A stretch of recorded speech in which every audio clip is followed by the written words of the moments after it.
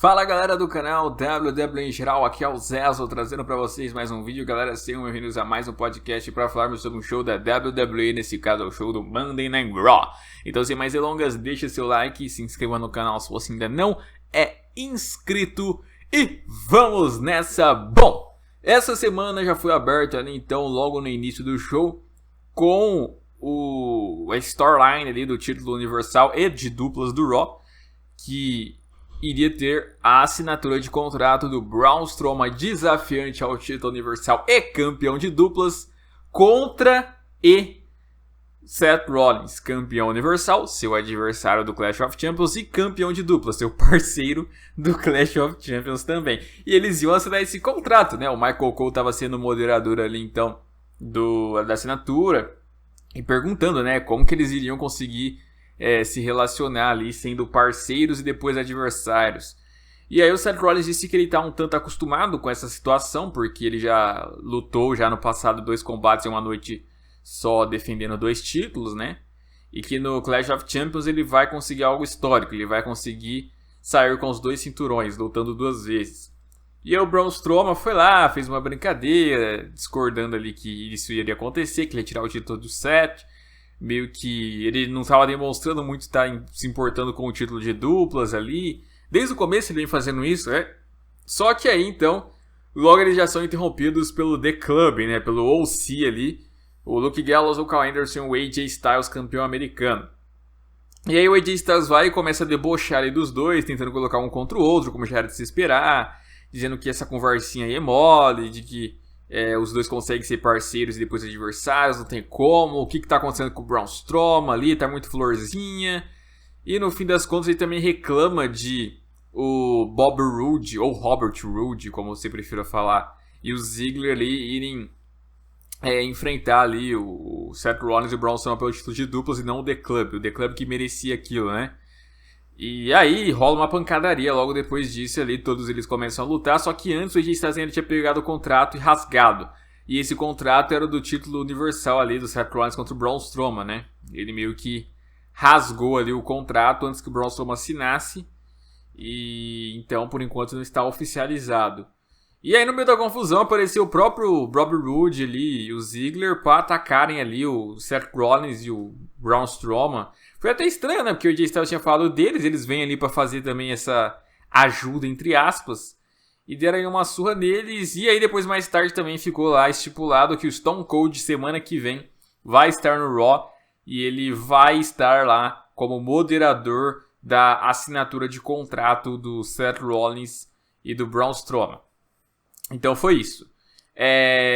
Bom, o negócio é o seguinte. Eu acho assim, já que não assinou nessa semana e o AJ Styles rasgou, e o AJ Styles segue sem adversário, semana que vem é a última semana antes do Clash of Champions, e todos os campeões têm que defender seus títulos, e por enquanto tá sem desafiante, eu acho que semana que vem ele vai dar um jeito de entrar nesse combate, de alguma maneira, sabe? Teve um inscrito que colocou uma ideia que eu achei até interessante, né, de fazermos aí 2 combates, aliás, 3 combates triplos, né? Seria ali Seth Rollins, Braun Strowman contra Ziggler e Bob Roode e o Luke Gallows e o Karl Anderson, combate triplo por o título de duplas. Depois um combate triplo pelo título americano, AJ Styles contra Seth Rollins contra Braun Strowman pelo título americano. E depois outro combate triplo, os mesmos 3, AJ Styles, Seth Rollins e Braun Strowman, só que pelo título universal. Eu achei até legal isso, achei até que seria bem criativo mesmo. Mas eu acho que na verdade vai acabar sendo um combate triplo apenas, do AJ Styles contra o Seth Rollins contra o Braun Strowman. E aí é que tá. Se todos os títulos têm que estar em jogo, eu tô achando que vão acabar colocando aí o título americano e universal ao mesmo tempo em jogo. Sabe? O vencedor leva tudo. Ou, ao invés de ser o vencedor leva tudo, poderia ser tipo melhor de 2. Então tipo, beleza, a gente luta, aí o primeiro que finalizar ganha o americano. Aí na sequência a gente vai pra a segunda. Quem ganhar essa fica com o universal, sabe? Algo assim, porque ultimamente eles estão vindo com umas estipulações meio editadas. Seria tipo isso. É quase ter 2 combates triplos, só que no papel foi um só com uma estipulação de melhor de 2, né? É tipo isso. Eu não sei, cara, mas o AJ Styles eu acho que entra nessa. Não vai ser só o Braun Strowman não, senão você já teria assinado nessa. E Ou ele não defende o americano, ou semana que vem, de última hora, marcam pra ele defender ali o título americano contra alguém, ele perde, e esse alguém vai defender contra outra pessoa, e ele vai disputar o título universal. Sinceramente, eu acho que pode ser isso, né? Então, é isso, vai faltar uma semana, vão ter que fazer alguma coisa com o AJ Styles. Ou será que o Strowman vai enfrentar o Styles e depois enfrentar o Seth Rollins e ainda defender de duplas? 3 combates de uma noite, igual eu pensei que poderia acontecer também. Ou o Rollins ter 3 combates de uma noite também. Tá complicadinho pra entender isso, né? Mas eu sei que, assim, ideias não faltam pra ficar legal. Ideias não faltam. Pode ser ali várias opções pra finalmente o Clash of Champions realmente aproveitar a temática do pay-per-view de uma forma criativa, né? E aí, conta resultado, eu já falei. Por mim, o Mundial pode ir pro Randy Orton e o Universal pode ir pro Braun Strowman. Tranquilamente, o reinado do Seth Rollins e do Kofi não estão justificando seguir ultimamente. Embora também, né, estão fazendo um exagero ultimamente aí de... Estão comparando até o reinado de Seth Rollins do Kofi Kingston com o do Mahal lá, porque supostamente eles são os culpados por a WWE ter atingido poucos números de assinantes da WWE Network e venda de ingressos, sendo que, assim, você atribuir que o número de assinantes da WWE Network e o número de ingressos vendidos é influência, é responsabilidade de quem tá com o título mundial e título universal, eu acho um pouco estranho, né? Porque, vamos lá, 2017... O que aconteceu em 2017? Teve o Goldberg como campeão universal lá. Se bem que o Goldberg foi antes do Mahal, né? Então não vamos contar o Goldberg. Teve o Brock Lesnar como campeão universal. Assim, alguém bastante mainstream, alguém bastante popular, alguém que vende ingresso pra caramba, alguém que atrai muita gente, tem poder de atração. Como campeão universal. E inicialmente teve um bom reinado sim em 2017, o Brock Lesnar nas vezes que apareceu, aquela rivalidade com o Samoa Joe, depois aquela rivalidade com o Strowman, o Roman, Joe sensacional, depois com o Braun Strowman, ainda naquele ano lutou com o AJ Styles que era campeão mundial, então tipo, já é algo interessante. Aí você teve também simultaneamente o Roman Reigns contra o Braun Strowman, aquela rivalidade marcante, com destruição em todo show, em pay-per-views e etc. Aí você teve a volta da aliança com o Seth Rollins com o Dean Ambrose. Você teve a volta do Shield. E aí eu te pergunto, 2017, a responsabilidade de ter novos assinantes da WWE Network e de venda de ingressos foi do Mahal? O Mahal, porque ele tinha um título mundial? Óbvio que não, tá ligado? Óbvio que não. Foi por outras razões. Assim como da mesma forma, esse ano não pode dizer que, o motivo de não ter vendido muitos ingressos e assinantes na WWE Network é por causa do Seth Rollins e do Kofi Kingston, como se os shows fossem só eles, não tivesse o título intercontinental parado com o Finn Balor, parado com o Nakamura, não tivesse um pay-per-view totalmente mal feito, igual foi no Stamping Grounds lá, um card repetido que foi na Arábia Saudita ali, sabe? Então, tipo, calma aí, o Seth Rollins ele ganhou o título universal na WrestleMania. Aí ele lutou com o AJ Styles contra o AJ Styles no Money in the Bank. Aí eu te pergunto, uma luta de AJ Styles contra o Seth Rollins, se não vender muito ingresso e se não tiver muita assinatura da WWE Network, você acha que a culpa é do Seth Rollins, que tá com o título universal? Será que não é o resto do card que talvez não seja muito atrativo, né? Será que é culpa dessa luta? Pelo contrário, acho que se alguém quis assistir o Money in the Bank foi pra ver essa luta, que foi boa ainda por cima, diga-se de passagem, né? Aí, o Stamping Grounds, o card inteiro foi ruim. Não dá pra botar a responsabilidade no título universal. Aí, Extreme Rules. Aí eu posso dizer que sim. Aí o título universal realmente foi algo assim muito feio, né? Porque colocou combate de casais em um show de Extreme Rules. Mas é o único pay-per-view assim que dá pra você colocar em razão assim que não, o título universal tem culpa. Porque de fato... defender aí um negócio de casais, mas ele ainda perdeu pro Brock Lesnar pelo cash. Aí o seguinte foi o SummerSlam não dá pra você comparar, porque vai vender ingresso e assinar a galera da WWE Network, independente de quem é o campeão mundial universal, porque é o SummerSlam, um show tradicional, e não tem mais nenhum outro, vai ter agora, sabe? Tipo, já estão fazendo uma análise totalmente precipitada das coisas e atribuindo dados que não deveriam ser atribuídos pra Seth Rollins ou pra Kofi, mas vai sim pro ano. Tinha comparado 2017 com 2019, porque não tem só os campeões principais na WWE, né? Eu não tô dizendo que eles não têm defeitos, eles têm muitos defeitos, como eu falei, deveriam perder já no próximo pay-per-view. Mas, pô, calma lá também, velho. O pessoal tá misturando as coisas, meu Deus, eu achei bizarro isso, a Forbes colocando... Apesar que não foi nem a Forbes que criou isso, foi... A Forbes, ela divulgou o que veio de outra pessoa, e essa pessoa, você entra no site de outro site, é aquele tipo de masturbação coletiva, que um pega do outro e vai mexendo ali e tal. É tipo isso, tá ligado? Mas, mano, não faz sentido algum isso. Tanto que na época que o Mahal era campeão mundial ainda, o número de assinantes da WWE Network na Índia diminuiu. Eu lembro que tinha esse debate na época, tinha diminuído, né? E a Índia era o principal foco da WWE com ele como campeão mundial. Então a parte dele ele não fez, né? Se teve um sucesso foi justamente pelos outros fatores lá, igual eu falei, do Shield, do Lesnar, do Roman, Strowman, enfim. E esse ano, o Seth Rollins e o New Day continuam ali no top 10 de maiores vendas, né? Em merchandising. Então tem esse fator, o fator merchandising está bom. Se o fator merchandising está bom, então o de ingresso da WWE Network talvez esteja igual. E aí a culpa de a galera não se interessar tanto não seja exatamente deles, e sim das outras coisas que estão acontecendo simultaneamente. Em 2017 ainda teve AJ Styles contra o Kevin Owens no mid-card lá, com a rivalidade pelo título americano, que nem foi tão bom, mas beleza, tem dois caras ali meio que queridinhos pela IWC. Então, tem muita coisa ruim acontecendo esse ano, não dá pra atribuir nas costas dos caras que, pô, por isso vocês são os piores. Pô, por favor, gente, por favor. É igual você dizer assim, vamos pegar um exemplo. Exemplo político, por exemplo.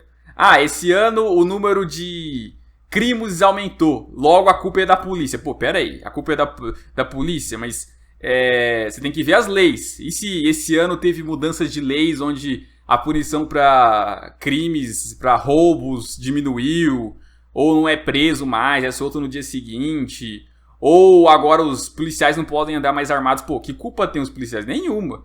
São outros fatores aí culpados, né? Então dá pra atribuir a culpa neles. É igual o seu time no futebol tomar muito gol, né, no último mês, e você colocar a culpa na dupla de zaga, sendo que às vezes os gols que estão saindo é porque o goleiro tá frangando muito. Então aí a culpa não é a dupla de zaga, ou porque os laterais estão subindo muito pro ataque, ou porque o treinador não coloca nenhum volante, manda todo mundo subir. Aí não dá pra você dizer, como os dois são da dupla de zaga, logo você tá tomando muitos gols, a culpa é dos dois, porque eles são da defesa. Não é assim, tem outra coisa.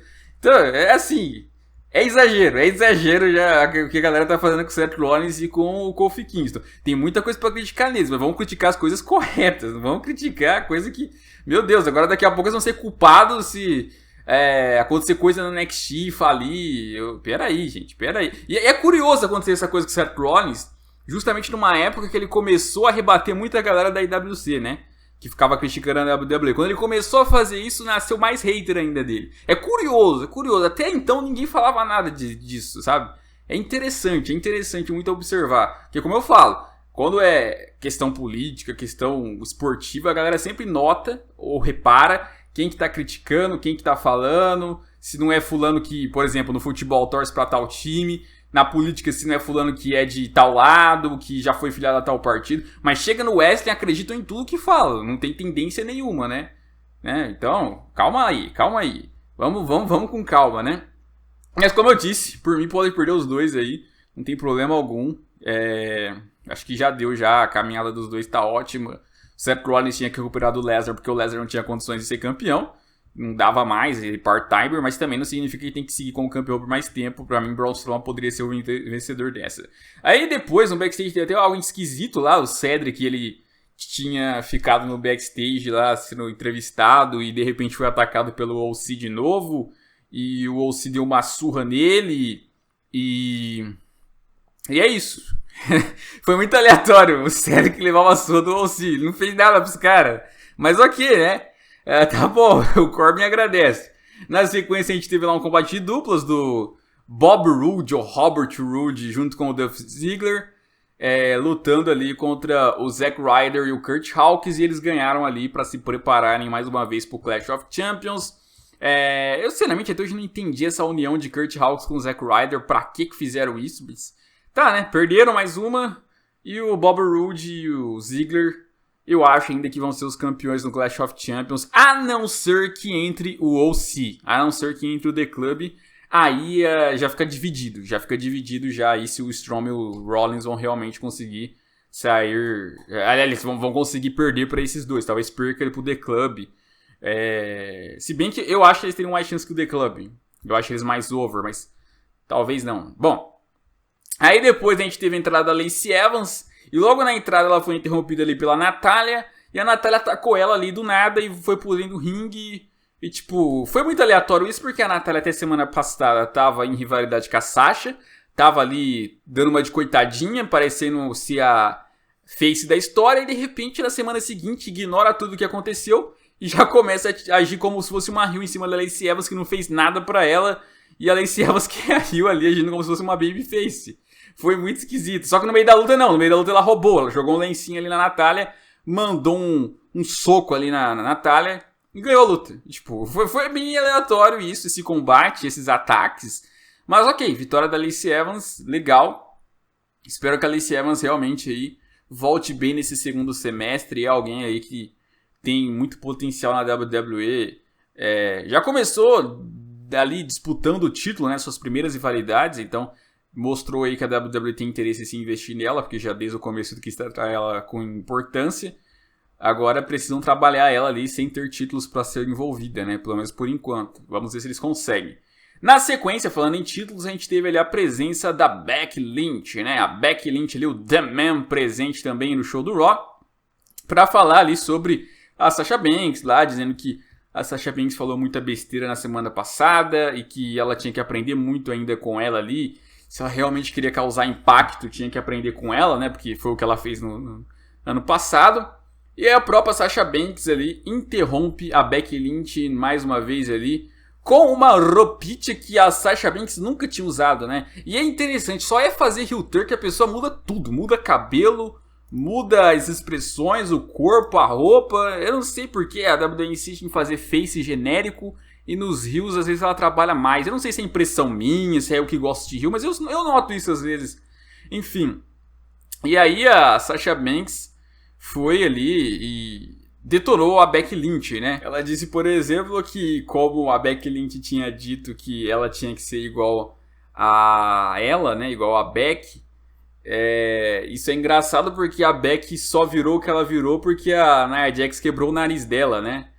E ela disse que se ela queria algo da Becky Lynch, com certeza era apenas o evento principal da WrestleMania. E de fato faz um pouco de sentido quando ela falou isso, né? Porque aquela quebrada de nariz na Becky Lynch, eu lembro muitas vezes ali que o pessoal pegou um ódio danado, né? Porque, nossa, a Becky não vai lutar, vai ter que ser a Charlotte, era o momento da Becky contra a Honda. Foi quando ela explodiu mais ainda. Ela já tinha explodido quando fez a heel turn na Charlotte. Mas depois lá, rumo ao Survivor Series, foi quando ela cresceu demais, sabe? Foi quando deu pra ver que, meu Deus, isso vai ser o evento principal da WrestleMania, né? A Becky inclusive tinha feito uma menção a Bayley, né, dizendo que a Sasha Banks deveria ter feito igual ela quando perdeu na WrestleMania, de seguir em frente. E aí ela disse que arrebentou a Becky Lynch há umas semanas atrás, né? E aí a Becky Lynch foi e chamou ela pra briga lá na sequência.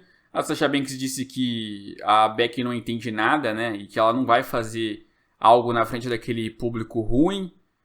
E não tem nada que ela ia ganhar com aquilo. E desafiou ali então a Becky para um combate pelo título no Clash of Champions. E a Becky Lynch, obviamente, aceitou. E aí a Sasha Banks foi e disse que no momento ela pode ser o cara. Mas quando chegar o Clash of Champions ela vai ser apenas a vagabunda dela, né?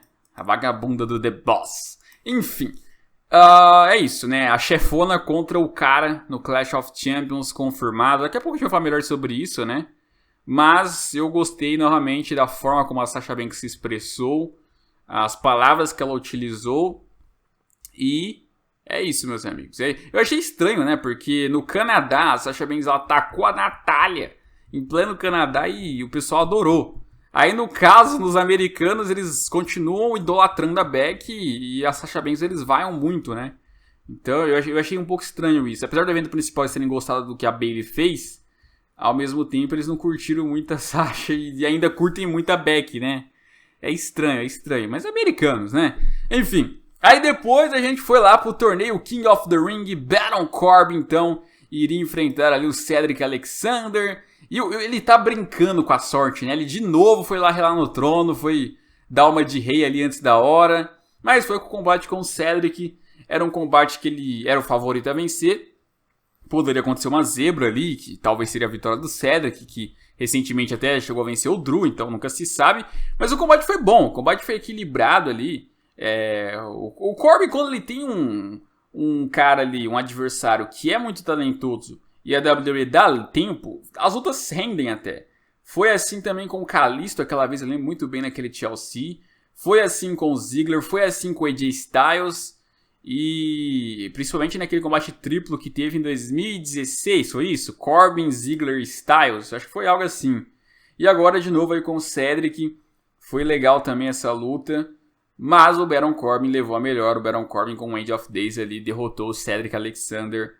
E novamente sentou ali no trono, mais uma vez ali, dando uma de rei antes da hora. Pode dar azar ou não, né? Pode dar azar ou não, mas o fato é que Baron Corbin se classificou. Mas semana que vem tá ferrado, né? A gente vai falar disso daqui a pouco. Semana que vem vai ser ali complicado pro Baron Corbin. Mas, enfim, não pode ficar desesperado, porque se o Baron Corbin passar é campeão. Se passar pra final é campeão. É rei dos rings. Combina muito, né? Combina muito o Corbin sendo rei. O que eu acho mais legal é o Corbin debochando da galera da IWC, né? Porque ele sabe que o pessoal da internet odeia ele, da IWC de modo geral. A galera aí que segue aí os sites e tal, que comenta, a galera de grupos, galera de modo geral assim que liga pra notas de lutas, avaliações, tipo de coisa. Essas discussãozinha besta de fanboy, que eu já fiz parte, não vou negar, mas hoje em dia não tenho mais saco pra isso. Ele sabe disso, sabe que a maioria odeia ele a provoca, ele fala que vai calar a boca de cada um, de que quando for rei ele vai censurar todos eles. Eu acho sensacional isso, ele sabe que o pessoal odeia, ele vai lá e cutuca, né, e aí o pessoal fica louco, é da hora demais isso. Enfim, aí depois tava lá, não vou, dessa vez até pra falar disso, lá os lutadores locais enfrentando o War Raiders, né, porque eles foram apresentados, né. Eles pelo menos ali foram apresentados e aí falaram que iam lá pra fazer história, mas levaram uma surra do War Raiders ali. Achei engraçado o físico deles. Pô, não é de lutador, velho. Não é de lutador esses caras. É dupla campeã de ping-pong. É isso que o Marco Alfaro falou lá, mas... eu não entendo onde acham esses caras. Quem que são esses voluntários? Mas pior que eles são lutadores sim. A forma como eles levaram o selling dos golpes é de lutador, nem foi amador. Mas é estranho, cara, pô. Não tem, sério.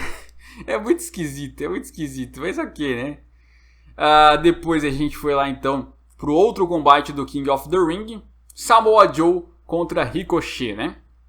E aí uma luta bem equilibrada, uma luta bem disputada. Eu esperando toda hora ali, em algum momento, o Ricochet fazer o finalizador dele no Samoa Joe. No finalzinho parecia que isso ia acontecer, né?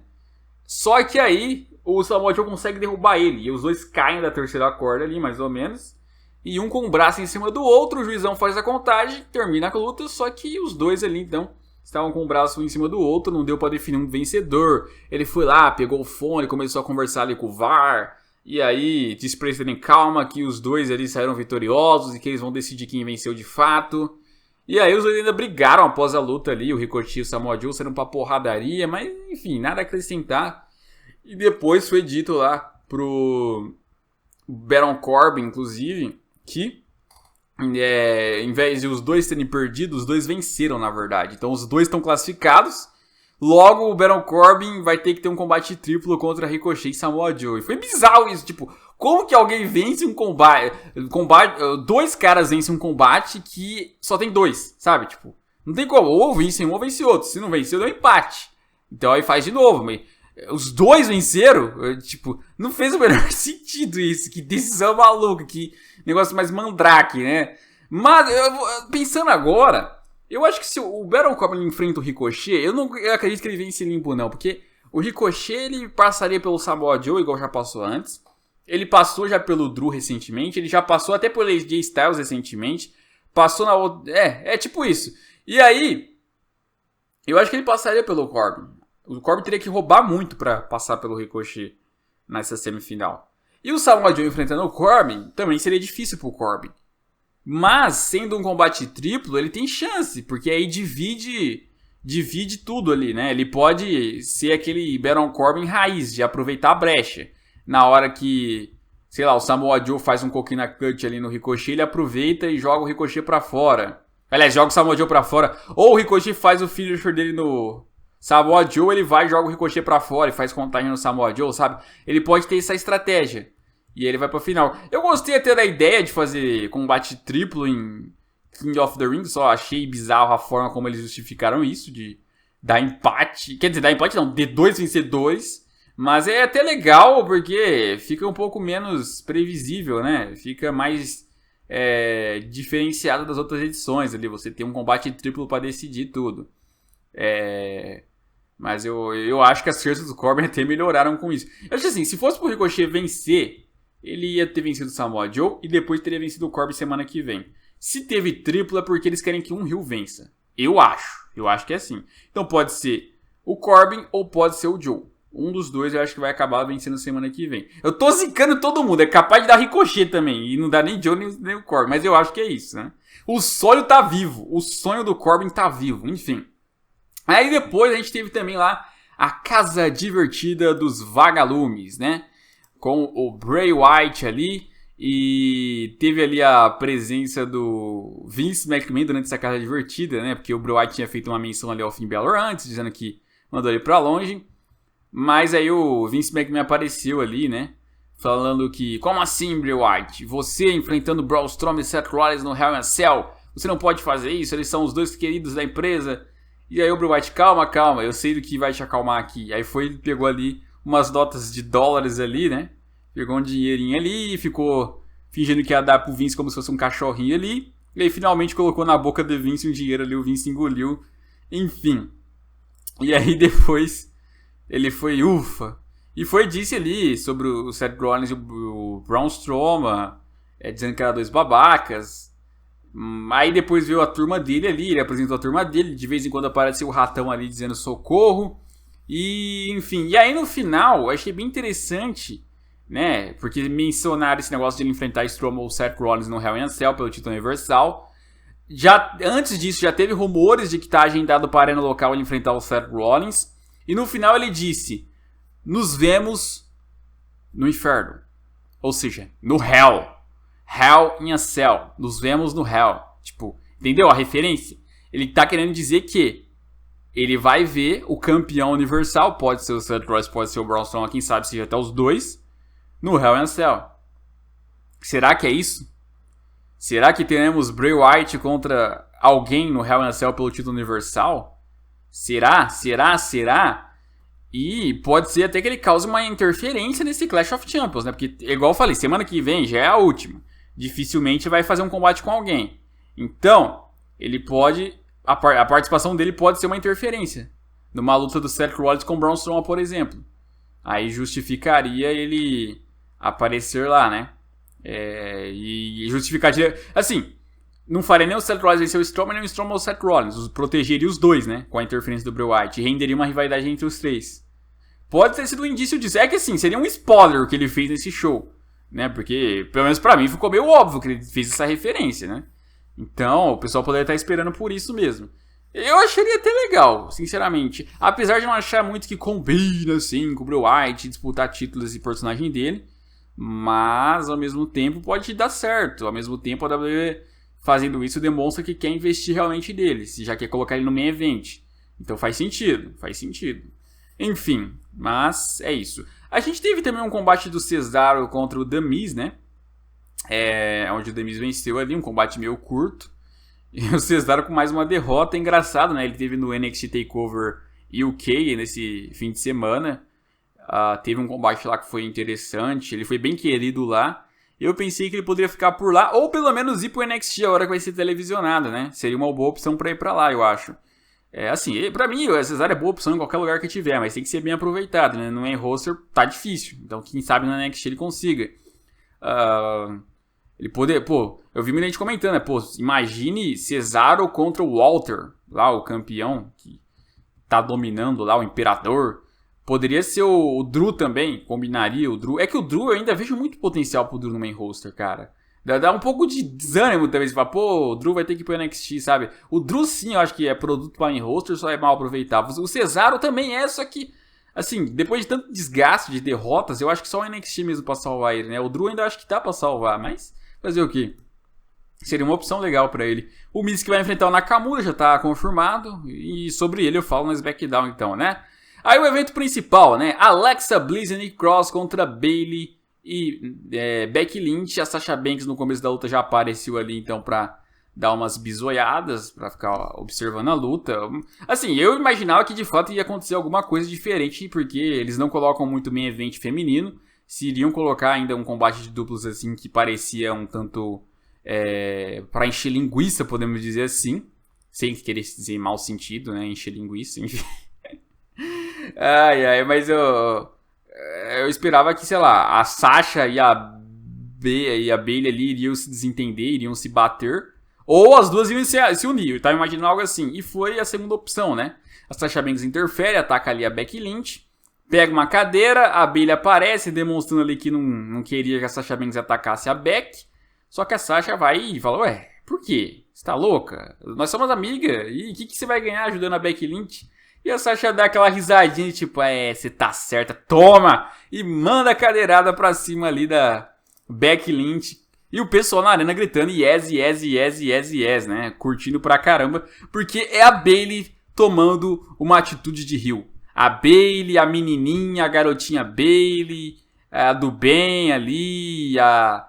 querida das criancinhas, a Bayley tomando uma atitude dessa é algo que o pessoal tava querendo há muito tempo, né? De modo geral, assim, os adultos, né? E rolou isso finalmente. Tivemos a volta da Sasha raiz e a mudança da Bayley. Então, você vê como que as coisas mudam, né? Ano passado foi a Becky Lynch que mudou de atitude, deixou de ser a bobona e virou o que é hoje em dia. Agora é a Bayley e a Sasha Banks fazendo isso, né? Que coisa está acontecendo. E justamente contra a própria Becky, né? Que ironia. Mas é assim, legal. Agora eu acho que a Bayley tem que mudar completamente. Mudar esse penteado, mudar esse visual. Começar ali a se vestir mais decentemente ali. Em vez de parecer uma criança. E aí mostrar realmente que virou uma heel de fato. Acho que seria interessante isso a partir de semana que vem. E devem aí, então, investir numa parceria da Sasha Banks e da Bayley para os próximos meses, né? Para esse segundo semestre. Lembrando um pouco que foi Sami Zayn e Kevin Owens, né?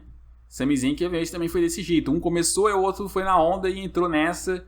Pode ser isso aí, eles entrando em rivalidades aí. E aí, muita gente questiona, pô, mas a Charlotte é heel e vai enfrentar a Bayley, como que vai ser isso? Eu acho que a chance da Charlotte turnar também tá grande, né? Sasha Banks pode turnar também, ela que vive turnando ultimamente, pode virar ali, então, uma face. A Lacey Evans, essa semana aí, foi atacada pela Natália daquele jeito e ganhou, então pode ser que ela vire face também. A Alexa Bliss também talvez vire, eu acho que não, mas é possível. Então, é isso, né? Porque a gente sabe que quando alguém vira heel, é porque o outro vai virar face, não tem como ter só heel ou ter só face, né? Então, que coisa interessante aí. Tivemos, né? Eu curti. Comentem o que vocês acharam, deixa o like, se inscreva no canal se você ainda não é inscrito. E que, por sinal, tava esperando o CM Punk aparecer esse fim de semana. O cara falou, eu odeio wrestling, eu não vou aparecer, eu vou sair com a AJ Lee. E não sei o que. Eu falei, mano, esse cara tá blefando. E aí, não é que o desgraçado não apareceu mesmo? Não dá, eu desisto. O Punk não volta nunca mais pra nenhuma empresa do mundo. Se ele não apareceu em Chicago, numa empresa que é concorrente da WWE, que ele tanto odeia, ele não vai aparecer nunca. Esquece, o Punk não vai aparecer nunca mais. Esse cara, ele odeia o wrestling já, ele tá velho, esquece CM Punk, não se iludam mais com o CM Punk, não perguntem mais sobre o CM Punk. CM Punk de fato não vai mais voltar nunca mais, esqueçam, superem, tenham outro favorito, ou simplesmente parem de assistir tudo, mas não vai ter CM Punk, esquece, o Punk não vai, daqui a pouco ele tá velho já, enfim, não vai voltar nunca mais, é isso.